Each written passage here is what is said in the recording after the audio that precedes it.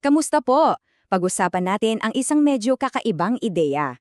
Paano kung ang solusyon sa mga problemang pang-ekonomiya ng Pilipinas ay nasa pagtatagpo ng dalawang pananaw na sa unang tingin parang langis at tubig? Samahan niyo kaming himayin yan.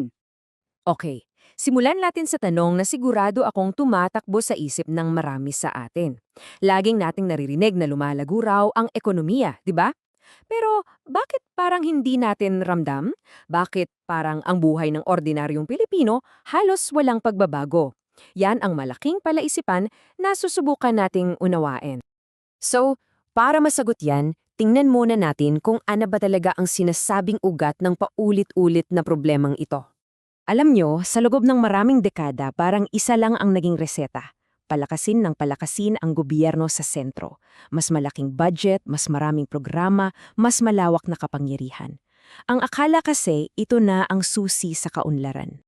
Pero ano ba talaga ang nangyayari sa totoong buhay? Imbes na bumaba sa taong bayan ang mga benepisyo, para daw itong ilog na pabaliktad ang agos, umaakyat pa itaas. At kanino napupunta? Sa iilang pamilyang politikal lang na siyang may hawak sa sistema. At heto na yung mas sakit na katotohanan, ayon sa pagsusuri. Yung mismong gobyerno na patuloy nating pinalalakas sa pag-asang tutulong sa atin, siya pa mismo ang naging pinakamalaking pugad ng korupsyon. Ang laking problema, di ba? Okay, so para mas malinaw nating makita ang buong picture, titingnan natin to gamit ang dalawang magkaibang salamin o pananaw. Unahin natin ang progressivism.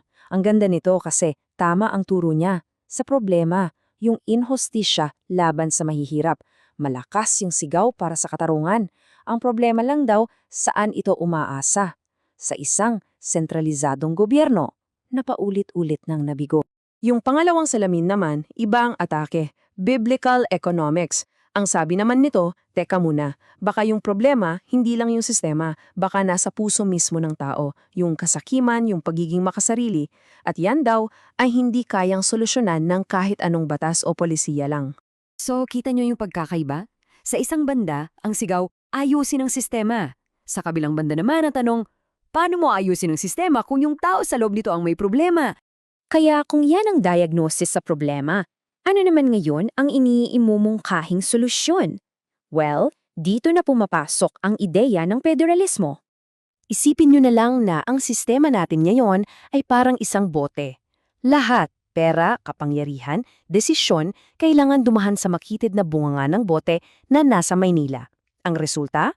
Isang bottleneck. Lahat naiipit, lahat mabagal. At dyan daw lumaylala ang korupsyon. Ang alternatibo, isang federal na modelo. Imbes na isang sentro lang, ang kapangyarihan ay ikakalat sa mga rehiyon. Hindi na lahat kailangang dumaan pa sa Maynila. Ano ba ang gustong maabot nito? Simple lang naman. Una, ikalat ang yaman at oportunidad sa buong bansa. Hayaan ang mga lokal na komunidad na magdesisyon para sa sarili nilang pag-unlad. Dahil dito, magkakaroon ng mas patas na kompetisyon at transparency. At higit sa lahat, mas madaling panagutin ang mga lider at mababawasan yung tukso ng sobrang kapangyarihan. At dito na nagiging napaka-interesante ng usapan. Dito natin makikita kung paano pinag-uugnay ang pagbabago sa sistema at pag-address sa problema ng moralidad. Ganito raw yung lohika.